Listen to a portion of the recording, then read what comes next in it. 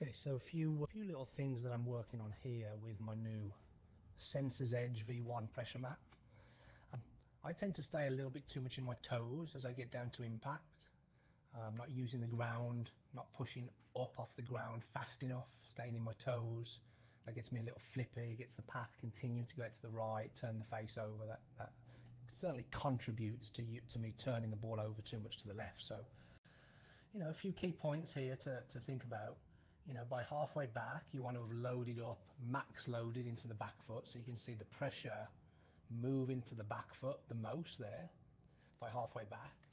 Before the club gets to the top, you're going to see the pressure start to move back into the front foot, so you can see the pressure start to move back forward there. Just start the motion, right? Just start settling back into the front foot as the club's finishing the backswing. And then we want to max out under the front foot. We want to push down as hard as we can by about left arm parallel with the ground. So I don't quite get there fast enough, maybe because I've got a short backswing, but certainly about there is when I'm maxing out in my front foot. But notice how the pressure's also moving out towards my toes of the front foot, there, of the lead foot. And then by impact, if the leg's straightening and using the ground properly and you're pushing back up off the ground, the pressure should start to move back into the heel. And you can see my toes start to come off the ground, the pressure start moving back down into my heel. And I'm actually really happy with that move there.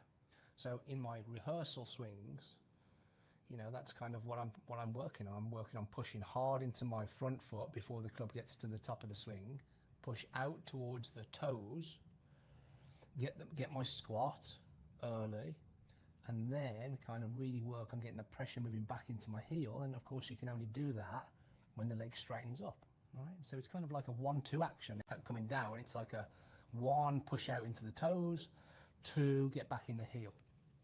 And you definitely want to be somewhat back in the heel before the club actually gets down and hits the ball. So if you get down to impact sort of down here, yeah, there you go, and you can actually see that I'm 60% in my, 86% in my front foot, which is great with the pressure, but the bias from toes to heels, 60% in the heel. So really happy with that. That's a nice sort of framework that you could kind of copy and emulate, and I'm sure